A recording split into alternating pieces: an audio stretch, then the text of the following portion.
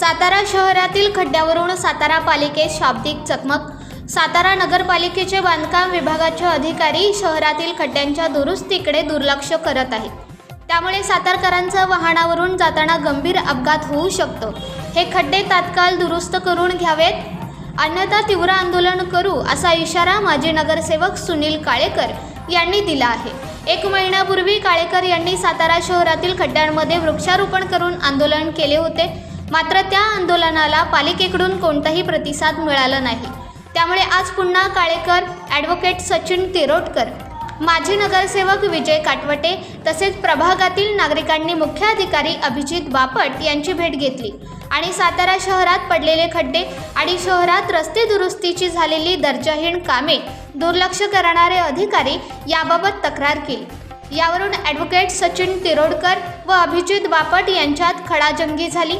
सातारा पालिकेने जे चांगले रस्ते केले त्याला अजूनही खड्डे पडलेले नाहीत असे बापट यांनी सांगितले। सुनील काळेकर यांनी पंतांचा गोठ येथे पोलीस मुख्यालयाकडून जाणाऱ्या मार्गावर 2.5 फुटाचा खड्डा पडल्याची तक्रार केली आणि बांधकाम विभागाच्या अभियंता घटनास्थळी फिरकत नसल्याची तक्रार केली। अधिकारी तुमच्या वेळेनुसार नाही तर त्यांच्या वेळेनुसार काम करतात असे उत्तर बापट यांनी दिल्याने पुन्हा शाब्दिक चकमक झाली। पावसाचा जोर कमी झाल्यानंतर साताऱ्याचे खड्डे कोल्ड मिक्स या साहित्याने भरून घेण्यात येतील असे आश्वासन बापट यांनी नागरिकांना आश्वस्त केले। यावेळी सर्व नागरिकांच्या वतीने मुख्याधिकारी बापट यांना निवेदन सादर करण्यात आले।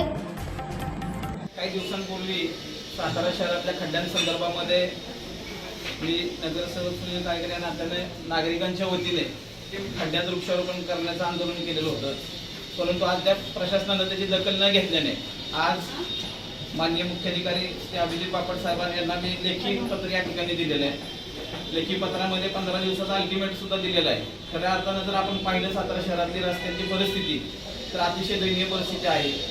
आंदोलन करून देखील जर प्रशासनाला जर जाग येत नसेल तर या झोपेचं सोंग घेतलेल्या प्रशासनाला जाग कशी आणायची याची आमच्याकडं चांगल्या यंत्रणा किंवा योजना आमच्याकडे आहेत। येणाऱ्या काळामध्ये हे जर सातारा शहरातले खड्डे बुजले नाहीत तर तीव्र स्वरूपाचं आंदोलन आम्ही या ठिकाणी करणार आहोत। त्याचबरोबर या कालावधीमध्ये कोणत्याही अपघात किंबहुना कुठलाही गैरप्रकार किंवा एखादा अपघात घडला तर त्याला संबंधित प्रशासनातले अधिकारी आणि ठेकेदार हे जबाबदार राहतील।